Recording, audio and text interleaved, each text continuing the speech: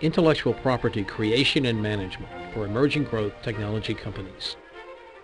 Patent analysis and financial performance, Part 2. This presentation is brought to you by the IP attorneys and professionals at Hulsey Intellectual Property Lawyers through the Hulsey Intellectual Property Technology and Invention Monitor website. Hulsey Intellectual Property Lawyers, IP professionals for entrepreneurship's new golden age. This presentation is part of the Technology and Invention Monitor website's Legal and Business Issues and Instructions resource. Intellectual property creation and management for emerging growth technology companies.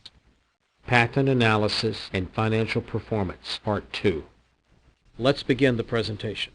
We will address certain analytical tools that are into the marketplace now that can be used to glean interesting insights, sometimes very valuable insights, into these documents, particularly patent documents such as patent applications, U.S. patent application publications, issued patents, international patent applications, international patent documents, other publicly available documents that have as one of their important salient features the documenting of industry, the documenting of technological developments, and in particular the documenting of a particular company or other organization's efforts in pursuing a particular technology. So we'll begin this process with an illustration or discussion of some of the mechanics that might be used in such work. What do we mean by patent analysis? Patent analysis is a way of tracking innovation. For example, patent analysis provides a consistent, unobtrusive, unbiased way to analyze innovation and track technological developments. In a later lecture, we'll talk about online search tools that are available to the user, such as the Delphion website, formerly the IBM patent website, the Delphion website as it is known now, other tools that are useful for gleaning interesting and valuable information from these patent documents. Patent analysis has been used effectively for years in science and technology policy, for gathering competitive intelligence, for mergers and acquisition targeting, and for due diligence functions. I remember many years ago I was an intelligence analyst for the Department of the Army for scientific and technical intelligence. And so much of what's going on today in the area of analytical tools for gleaning market and technical information from patent documents is similar to the tools that the intelligence industry for a number of years has used for determining the existence of scientific and technical trends, for example, with regard to the military-industrial complex. For gathering information, one of my jobs early on as a scientific and technical analyst for the Department of the Army was to look at open source or non-classified, at the time, Soviet Union technical literature on lasers and millimeter wave technologies and radar technologies, and write reports for use by the Pentagon for the purpose of, so to speak, connecting the dots, to use an overused metaphor, and determining where the trends may be for a particular development. Even digressing a little bit further, if you recall the night in the original Persian Gulf War when we bombed Baghdad for the first time, if you recall that night when Wolf Blitzer was on the television and all you saw in the background were streams of missiles going up in the air, those streams of missiles going up in the air were a function of the scientific intelligence community doing analytical analyses such as this. By that I mean In the mid-50s, there was a scientific and technical analyst at the Wright-Patterson Air Force Base Foreign Technical Division of the Air Force who found this article on an open source article, and that was his job, to look at these open source articles, these technical articles, and found a Soviet document that explained the use of triangulated surfaces for the purpose of producing radar cross-sections of ships and aircraft and such by the use of these triangles, these triangular surfaces positioned in a particular way. This analyst reported this work to his superiors, to the Air Force's Foreign Technical Division. That information was conveyed to Ben Rich at the Lockheed Martin Skunk Works here in California some year or two later, and as a result of that, a major Air Force Skunk Works effort was established here in California, which resulted in, over a number of years, the Air Force's A-117A. That A-117A aircraft, when it was finally developed and tested, resulted in having a radar cross-section the same as a BB, from a BB gun, a BB pellet. And as a result of that, when we decided to bomb Baghdad the first time, those were the planes that we used. As a result of that aircraft, none of Saddam Hussein's sensors could sense the presence of these aircraft bombing Baghdad, and what you saw with Wolf Blitzer in the background were missiles shooting up wherever they could in the air, trying to, just out of statistics, try to hit aircraft. It didn't happen. We were freely bombed Baghdad as a result of being able to create or develop the A-117A aircraft, which came from the scientific literature reading that took place at the Foreign Technical Division. And these tools that are used in the material that I will explain in this session are not dissimilar to those types of intelligence gathering tools for measuring particular scientific and technical trends. And as a result of this information, people can make more interesting and more well thought out decisions as to pursuit of technology, as to investing in companies, and we'll see how that works in the following discussion. Patent analysis has application and market value forecasting of companies. By virtue of understanding the patent document base that a particular company has, we have the ability using these online tools and these metrics for the purpose of determining where a particular technology is going, and in particular at the company level or university or laboratory level, where particular open source or non-confidential technology development efforts are going. And so with this information, we're able to make better decisions in the marketplace. Patent analysis also involves the practice of filtering and measuring information. By that I mean filtering involves identifying correct patent sets. For example, patents of specific companies, or patents in specific technology subcategories, and hand-selected patents of interest. Specific companies. One of the things that you can do using some of the online search engines, and we'll demonstrate that in another course, course 5 of this series, you can do specific assignee searches for all the patents that IBM may have, or all the patents that Texas Instruments may have. And these online tools will immediately tell you that IBM, for example, has 30,000 patents, or Dow Chemical has 33,000 patents. These tools let you see what the bases are, and then they also have the ability to categorize these results into specific technology subcategories. How do they do this? We'll explain that they have to do with primary and secondary classifications of technology that are on the face of the patent documents. So these these numbers, these indicia of the particular technologies that are in these patent documents provide for the segregation or categorization of these documents for use by a researcher. And then there's the ability to specifically hand select patents of interest. You may want to look for patents of a particular inventor or for which certain keywords are important.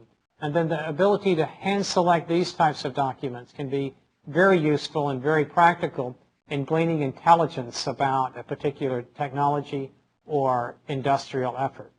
These metrics are then can be used to score an organization's patent technology overall or in various technology subsets. Let's say, for example, that you're interested in knowing where a company such as Veeco Corporation has pursued patent rights relative to nanotechnology.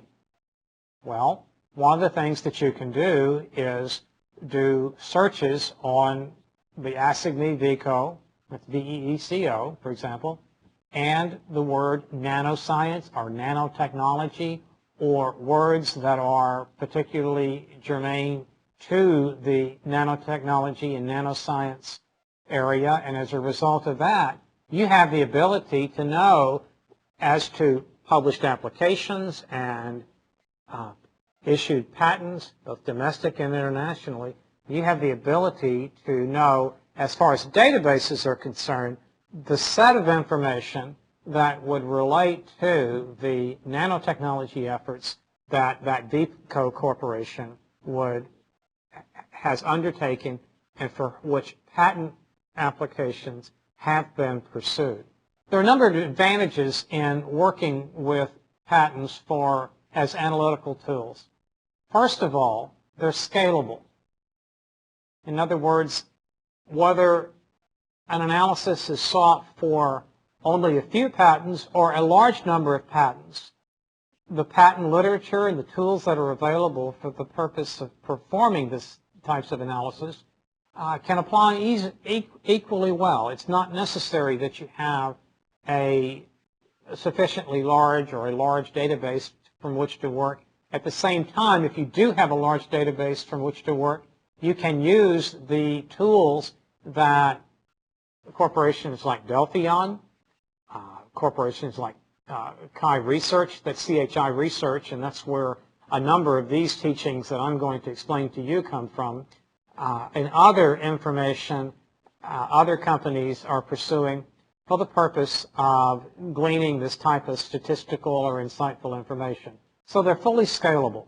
Another very interesting and important aspect of patent analysis is that it's unobtrusive. Nobody knows that you are pursuing or searching a particular area of technology. Now, I suppose that someone could track or put a bug in your website and track what types of information you're putting in, but by and large, the identification of key companies or laboratories or inventors can be pursued without your having to notify the object of inquiry, whether it be a company, an individual, or a laboratory, that you're pursuing that particular type of information. Another benefit of patent analysis relates to the fact that the information, the results of the analysis, can be normalized to reveal company-specific information that's independent of the technology or industry or country. In other words, it's selectable. You can determine where a company is not only isolated from other companies or other organizations, but you can also normalize an activity relative to the company's overall patent pursuit efforts. For example, IBM, or let's use the example here of Microsoft. Microsoft has, over the last 10 years, actively pursued a patent filing endeavor and has built a strong patent portfolio. Why? It's done so because early on in its growth, it found itself on the wrong end of a number of patent infringement lawsuits and determined that, well, as I've discussed in the earlier module, in a complex patent industry where there are patents, software patents all over in different areas of technology, they determined that the cost of obtaining patent protection for the software that they have developed and continue to develop paled in consideration to the royalties that they were having to pay because they didn't have patents of any patent portfolio of any strength to pursue in the first instance. And so as a matter of pursuing a posture of being able to license and cross-license, they have pursued a patent portfolio. Now, with that information, it'd be interesting to know where the pursuits of patent protection have been for Microsoft. For example, have they been in encryption technologies? Have they been in other security technologies? Maybe in communications technologies? Maybe in graphical user interfaces? Maybe in other areas? And so if you did a search for the patents of Microsoft, you may come up with a portfolio of several thousand patents. And if you did, it would be interesting to know statistically where the areas of concentration are. Well, with that type of filtering, you can take a statistical analysis of where the primary and secondary classifications are for a particular company, such as Microsoft, and get an idea. Well, maybe they have 200 patents that have to do with security, and maybe 50 patents that have to do with other types of encryption technologies. Maybe that they've pursued 200 patents that have to do with operating system interfaces. And from that type of analysis, you can simply determine where the major concentration has been for Microsoft in the area of patenting, which many would say, and I would agree, would correlate either strongly or at least somewhat to the research and development and technology and software development efforts that Microsoft is pursuing on an overall basis. And so for that reason, there is a level of normalization that can be achieved with regard to the use of some of these analytical tools for patents. Moreover, patent analysis can be broad. For example, it can be across medical devices or it can be precisely focused. In other words, again, using primary and secondary classifications for patent searches, or for using general keyword searches, you can conduct broad industry analyses. In other words, if the word nanotechnology were pursued, I would argue at this day and age that would be a very broad type of research. But let's say that you were pursuing a particular type of nanotechnology component. Let's say fullerenes, for example. Let's say that you were looking for all the patents that had to do with fullerenes. Well, that's a fairly narrow type of search, and you can take that information, you can take that keyword, and you can use that and as a search term on these databases and provide a precisely focused type of search. Another advantage of patent analysis is that as the importance of intellectual property increases, so does the need for metrics in analyzing these assets. As I mentioned in an earlier presentation, the escalation of patent filings has been of relatively recent vintage, and some would say of any magnitude, not significantly earlier than 1982. Well, that's been 20-something years since then, but at the same time, in terms of industry, that's not a lot of time. What we've come to in the last decade are analytical tools in the measurement, in the accounting for of the patents and intellectual property holdings that follow in the footsteps of many of the generally accepted accounting principles and other financial instruments, measurement tools, and accounting principles that have been within business endeavors and international transactions and domestic transactions for many years. We're now, with the amount of money, with the population of intellectual property holdings, with the valuations of these intellectual property holdings, where we are right now is in an era of managing these assets, managing these properties, these intellectual properties, that is not inconsistent in many respects to those tools that have been used over the centuries for accounting and relating to money and financial assets. So these tools, with the increased importance of intangibles and intellectual property rights, it's time for these tools to be used, and patent analytical tools are a vehicle that is in promotion of these types of tools. Well, let's talk about what some of these tools are. One of the first tools is the most simple, and that is just basic patent counts. How many patents are in this area? How many patents does Microsoft or Vico or AMD or Intel possess? Just the basic numbers themselves are in some ways telling. In other words, if the company's been around for a long time and they have a small patent portfolio and they position themselves or tout themselves as a technology company, I think the conclusion that they are such a company becomes in question. On the other hand, if it's a company that's growing fast and has a strong patent portfolio, as we'll see in the following discussion, the value of that company can be very significant. And there are classification schemes to identify the technology or industry of a patent. So once these counts take place, then there's also the ability using international primary and secondary and U.S. Patent Office primary and secondary classification numbers for the purpose of just doing patent counts. Patent counts themselves make patent analysis a powerful tool for competitive intelligence. For example, just by patent counts themselves, it's possible to determine whether Intel is spending as much as its rivals on new developments. It's possible to determine whether its trends are in line with the rest of industry, or it's possible also to determine exactly what Intel is developing and how it compares with AMD or others. But beyond patent counts, there are other metrics that might be used. For example, Chi Research, as this report dictates, that CHI Research dictates, they provide some patented tools that can be used to go beyond simple patent counts.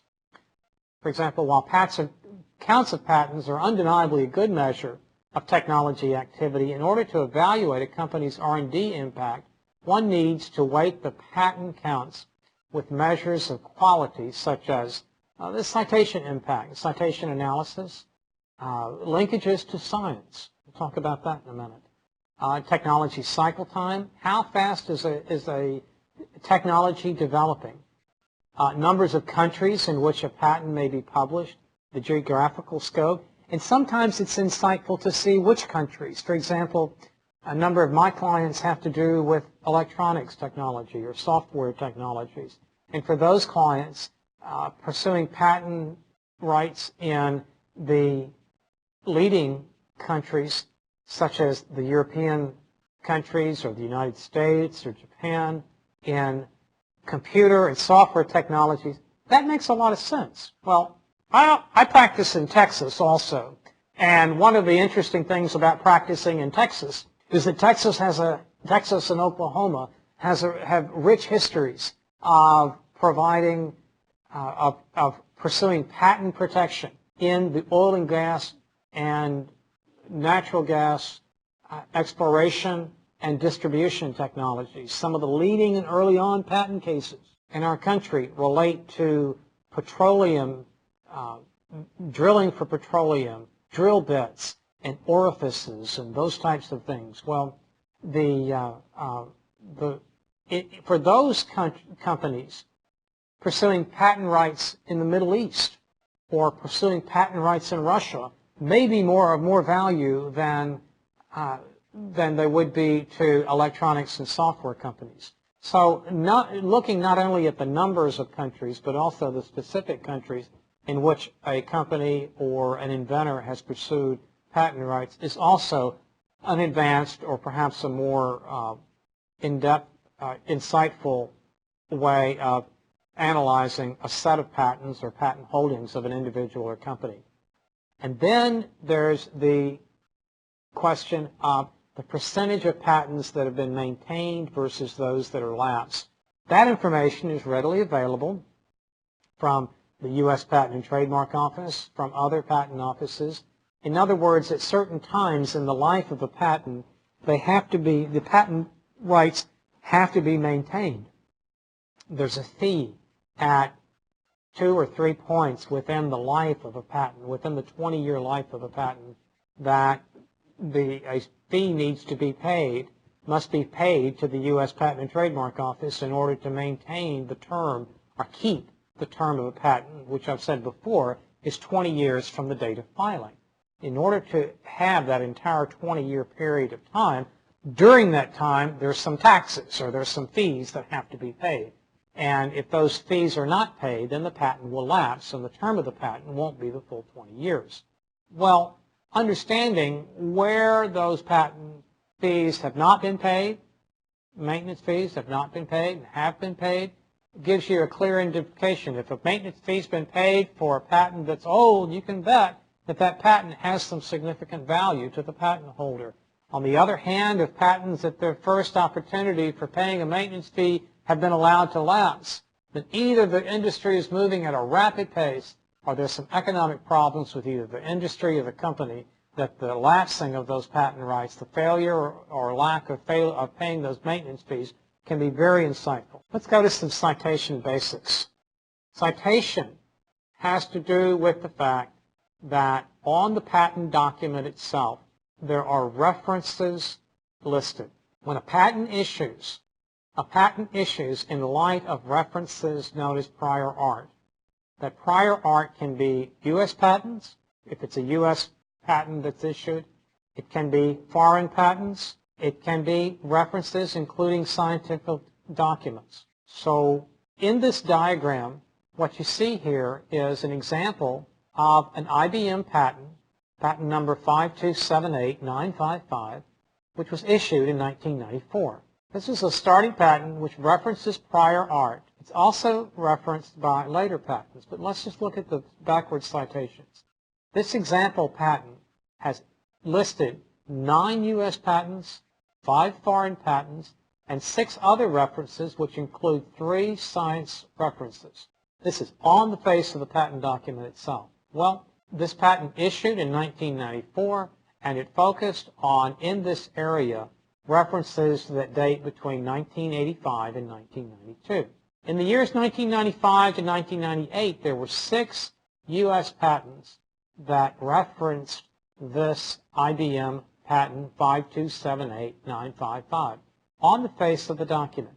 And so as you can see, in just this little piece, there's a pedigree that evolves in a patent document. Well, this pedigree of citation from the references that an issued patent cites, and then further other patents that cite the issued patent, begin a history, begin a pedigree of that patent, and also gives some strong indication, because all of these documents relate to one another historically. The patents that are cited in the IBM patent are the ones that are determined to be by the U.S. Patent and Trademark Office most relevant to the issuance of this IBM patent. And to the degree that this IBM patent is listed in subsequent U.S. patent, it is listed for the reason that of all the patent documents issued at the time 1995 to 1998, let's say that is of the 6 million approximately patent documents, of all the patents that are issued at that point in time, 6 of the patent documents considered this IBM patent to be one of their most relevant patent documents to reference. There's some basic concepts relating to citation analysis. For example, if I invent a new widget, then the applicant, I must cite all prior art that I'm building on. That's what we call an invention disclosure statement. The invention disclosure statement is a statement to the Patent and Trademark Office that I am aware of these documents that relate to the allowance of this patent, and as a result of that, since I'm aware of those references, I have to make those filings. I have to make the Patent Office also aware, and I would make the statement that in light of these references, I still believe that my applicants or my invention is novel and non-obvious, and as a result of that should obtain patent protection. Another aspect of citation analysis says that the new result is that new patents cite to older development. The net result is that new patents cite to older developments. That's a key aspect of patent citation analysis, is to know that you're creating this pedigree. Citation analysis also has the benefit that the cited patent is receiving citations or receiving forward citations. The cited patent is referencing the cited patent or giving a backward citation. In other words, the document that I showed you just before relating to this IBM patent is one that calls for 6 U.S. patents, and as a result of that is a document that is used in the forward citation. And further, a patent that receives many forward citations is said to be highly cited. Okay, what does that mean? Well, statistically, that can mean that the patent document is an important document, and as a result of that, has a significant role in the industrial landscape or in the scientific and technical literature relating to that particular patent, relating to that particular technology. Why does patent citation analysis work? Well, consider, for example, the initial HP patent that describes a cheap disposable printhead that made a desktop inkjet printer competitive for laser purposes. In many respects, that's a key component of the Hewlett-Packard patent portfolio. And although inkjets had been developed for many years, this patent was fundamental in making inkjet printers popular because of its ability to be manufactured cheaply, that may be disposed of in appropriate ways, but yet disposable, and provided for a revenue stream that relates to the purchase and use of these printheads that you see in today's HP laser printers. The impact of this innovation is reflected in 200+ citations from Canon, from Xerox, from Toshiba, from other printing manufacturers. And as a result of that, there's the ability to say that this HP patent that cites these patents that cite the earlier HP patent, recognized by virtue of the very citation itself, the objective, unbiased citation of the HP patent itself, make that HP patent a valuable patent. It's further clear that key inventions, such as the HP inkjet patent, are likely to spur numerous new innovations in an attempt to capitalize new capabilities building on the HP inkjet patent, or also building around the invention. And so that's a very important consideration to consider as a result of the literature, the patent literature here. Now, so that's citation analysis. There's another linkage that is recognized in the literature of patent analytics, and that's the science linkage.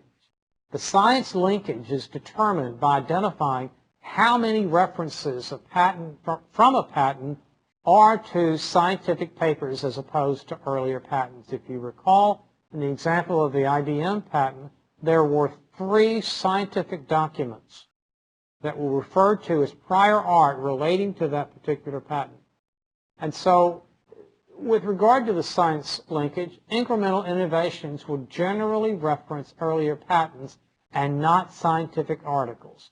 It's not always true, but it's often the case that if a patent relates to or cites an earlier scientific work as closest of the art, then it's very likely that as opposed to being an incremental improvement on an existing patent database or set of patents, that this was the first time that a novel, non-obvious, useful invention arises or arose relative to that scientific discovery. There's a leading edge tendency that can sometimes be identified via the science linkage.